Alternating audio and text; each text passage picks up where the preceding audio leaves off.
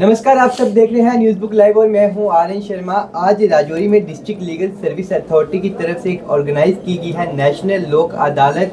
और नेशनल लोक अदालत जो है वो चल रही है, लेकिन हमारे साथ इसी चर्चा पर बातचीत करने के लिए तरुण वैसन एडवोकेट है। हम इनसे जानेंगे कि क्या कुछ स्टेप यहाँ पर लिए जा रहे हैं, किन किन लोगों के चालान माफ़ किए जा रहे हैं, क्योंकि पब्लिक जानना चाहती थी कि लोक अदालत तो जो नहीं आ पाए वो अब नहीं आएंगे, लेकिन अगर नेक्स्ट टाइम किसी का चालान होता है तो लोक अदालत में किस तरह के चालान जो है माफ़ किए जाते हैं।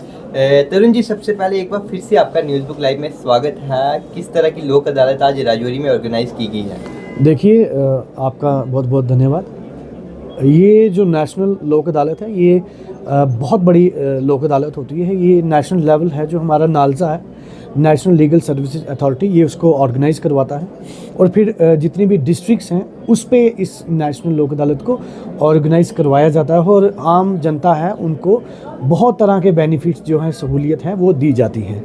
और मैं आपके चैनल में सब राजौरी वासियों को ये बताऊं कि ये साल में 4 बार लगती है। पहली मार्च में लगती है, दूसरी जून में, तीसरी सितंबर में, और जो चौथी है वो दिसंबर में। और ये साल की जो लास्ट है, ये चौथी नेशनल लोक अदालत है। मतलब साल की आखिरी लोक अदालत, आखिरी मतलब मतलब कि अब आगे नेक्स्ट। हाँ, नेक्स्ट जो है, जैसे सपोज करो जो डिस्ट्रिक्ट के अंदर जो कोर्ट्स होते हैं, जैसे डिस्ट्रिक्ट सेशन कोर्ट, वो उसको हर महीने ऑर्गेनाइज करवाता है। आई थिंक मतलब ये है कि जो महीने का जो फर्स्ट वीक होता है उसमें जो छोटी छोटी लोक अदालत है उसमें इसको ऑर्गेनाइज किया जाता है। लेकिन जो आज की है ये नेशनल है। मैं तरुण जी आपसे जानना चाहूँगा कि लोक अदालत है, नेशनल लोक अदालत, इसका मतलब क्या है? मतलब कि पब्लिक किस तरह से समझ सकती है? क्योंकि अदालत है, आप सब जान सकते हैं कि आजकल लोग मैक्सिमम तो पढ़े लिखे हैं, लेकिन कुछ लोग जो है जो कि नॉलेज उनको नहीं है। लोक अदालत का मतलब क्या है और किस तरह से लोग इसे देख सकते हैं? देखिए, कहते हैं कि लोक अदालत का जो फैसला होता है वो कहीं चैलेंज नहीं होता। तो मेरे ख्याल से कि लोगों को क्विक बेनिफिट्स मिले, जल्दी से जल्दी इंसाफ मिले, ताकि इसमें ये होता है कि लोगों को ना ज़्यादा भरोसा रहता है कि मेरा फ़ैसला लोक अदालत पे हो जाए और अच्छे तरीके से जो जजेस हैं, जो बेंच बने हैं, वो उसको अच्छे से मतलब उसके साथ इंसाफ कर सकें। तो इसमें मैं आपको बताता चलूँ, नेगोशिएबल इंस्ट्रूमेंट्स के केसेस हैं, उस पर भी आज देखे जा रहे हैं। लेबर के केसेस हैं, उस पर देखे जा रहे हैं। जो मोटर एक्सीडेंट क्लेम्स ट्रिब्यूनल होता है हमारा कोर्ट, उसके भी केसेस हैं, ताकि लोगों को जो चेक्स मिलते हैं, जो लोग इंजर्ड या डेथ हो सके, उनको जो अमाउंट मिलता है वो अच्छा खासा मिल सके, तो एक बेनिफिट होता है। उसके बाद जो ऑफेंसेस जो हैं भारतीय न्याय संहिता के, BNS के, जो कंपाउंडेबल है, मतलब वो ऑफेंस जिसमें कॉम्प्रोमाइज़ है वो नहीं।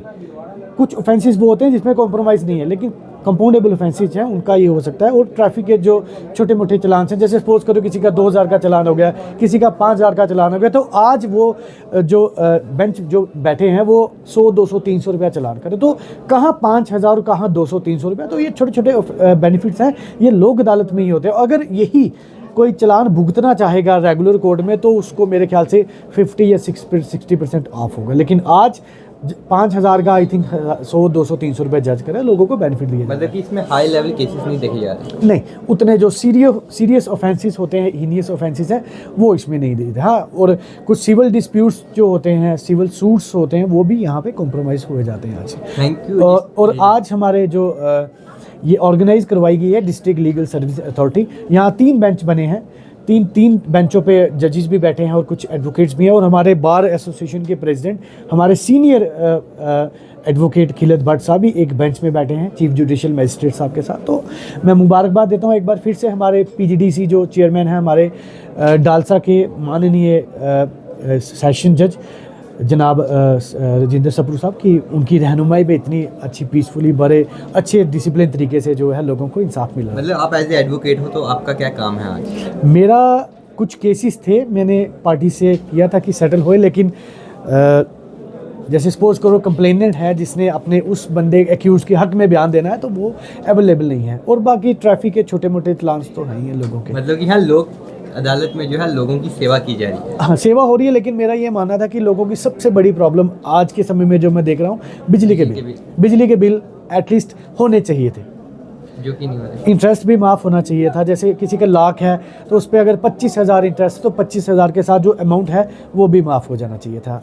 बाकी सरकारें तो वादे करती हैं लेकिन सरकारें आज तक किसी को तो कहते हैं बिजली मुफ्त क्या ऊपर से इंटरेस्ट इतना आया जा रहा है। तो आपके चल के धन्यवाद। मतलब मैं आपकी बात समझ चुका हूँ। आप देख सकते हैं कि Thank हमारे you. साथ तरुण वैसन एडवोकेट थे और इन्होंने बताया कि आज लोक अदालत में तमाम इसी तरह से काम किया जा रहा है कि जितने भी इंसान हैं उन्हें कहीं ना कहीं एक रिलीफ मिल जाए, जितने भी चलान से उन्हें काम किया जाए। और एक अच्छी लोक अदालत जो है राजौरी में है, काफ़ी ज़्यादा लोग थे। आप तस्वीरों में ये शॉट देख सकते हैं कि राजौरी में लोक अदालत में काफ़ी ज़्यादा तादाद पर लोग आए हैं अपने चलान माफ़ करने के लिए। मैं अपने साथी योगेश के साथ Anand Sharma, news book live Rajouri.